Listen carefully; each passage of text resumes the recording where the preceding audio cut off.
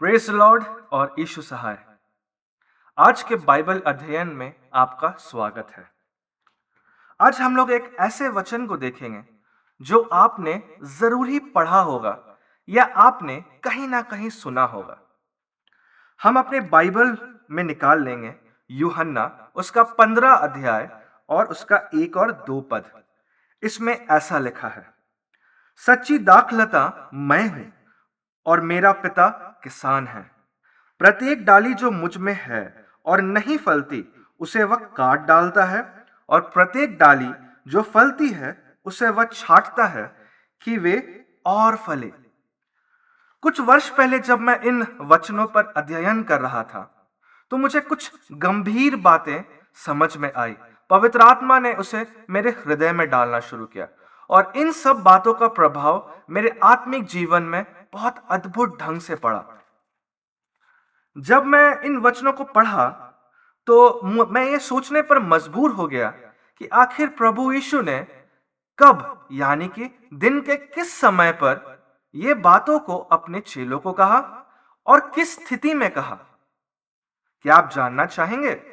मुझे यह बात जानकर मैं बहुत ही आश्चर्यचकित हो गया कि प्रभु यीशु ने इन बातों को अपने चेलों को अर्धरात्रि के समय कहा, जब उसने उनके पैर धो लिए।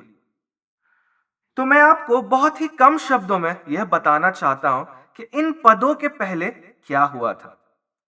तो यह उस समय की बात है जब प्रभु यीशु यह बात जान गए कि उनके पकड़वाए जाने का समय निकट है। तब उसने अपने चेलों को जमा किया और उनके पांव धोए, और उसके बाद उसने उनसे कहा कि तुम में से कोई एक जन आज मुझे पकड़वाने वाला है। यह बात सुनकर सभी चेले बहुत व्याकुल हो गए और यह जानना चाहे कि वो व्यक्ति कौन है। तब प्रभु यीशु यहूदा इस्करियोती से कुछ बातों को किया और यहूदा इस्करियोती वहां से उठ करके चला गया, और उसके बाद ही प्रभु यीशु ने इन बातों को अपने चेलों के सम्मुख रखा। ये सारी बातों को जानकर और पढ़कर मुझे मुख्य रूप से 3 बातें समझ में आई। पहली बात मुझे यह समझ आई कि प्रभु यीशु को छोड़ हमें अपने जीवन के लिए कोई भी प्रेरणा स्रोत या रोल मॉडल नहीं रखनी चाहिए।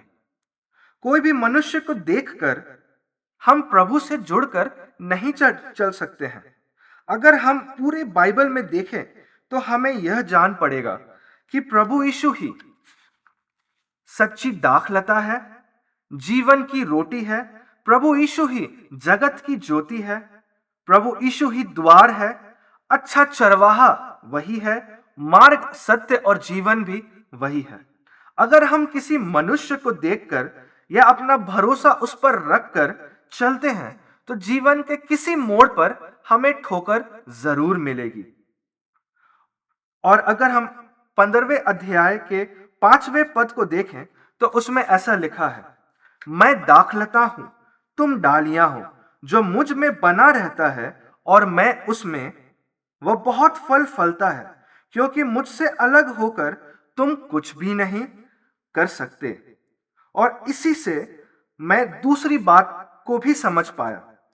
अब दूसरी बात यह है कि मैं इसमें 2 तरह के लोगों को देख पाया। एक जो प्रभु के क्लोज रहना चाहते हैं, यानी कि उसके पास रहना चाहते हैं, और दूसरे तरह के लोग जो प्रभु से अटैच्ड, यानी कि जुड़े हुए रहना चाहते हैं।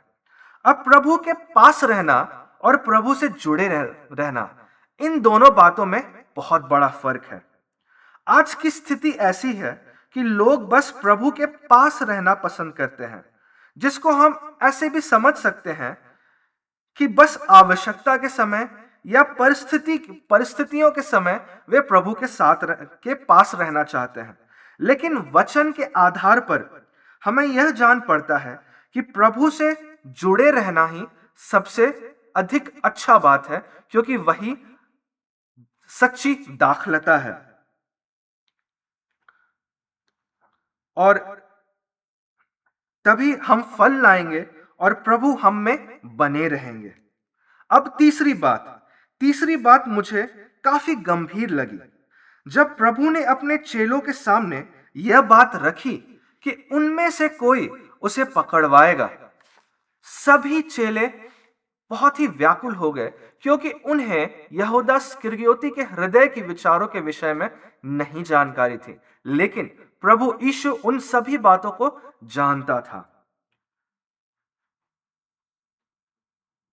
कोई भी चेला यह नहीं जान पाया कि वह प्रभु यीशु को धोखा देगा। किसी का भी जीवन दिखावे का जीवन हो सकता है। किसी के भी व्यवहार, उसके जीवन और उसके चरित्र को देख करके हम यह पता नहीं लगा सकते कि वह प्रभु के साथ जुड़ा हुआ है या बस वह प्रभु के पास है। इससे मैं यह सीख पाया कि मुझे अपने जीवन को हमेशा प्रभु के सम्मुख ग्रहण योग्य ठहराना है। कब मैं प्रभु से अलग हो जाऊं, संसार के रीति में चलने लगूं और ये बात मुझे पता भी न चले, इसलिए मुझे हमेशा ये बात को जांचते रहना है कि मैं प्रभु से जुड़ा हुआ हूं। प्रभु की सेवा में लगे रहने के बाद भी मैं खुद को एक धोखे का जीवन में रख सकता हूं। अब आपको यह जांचना है कि आप प्रभु के पास बस हैं या आप प्रभु से जुड़े हुए हैं। क्या आपका जीवन प्रभु के सामने ग्रहण योग्य ठहर रहा है या नहीं? प्रभु आपको आशीष दे।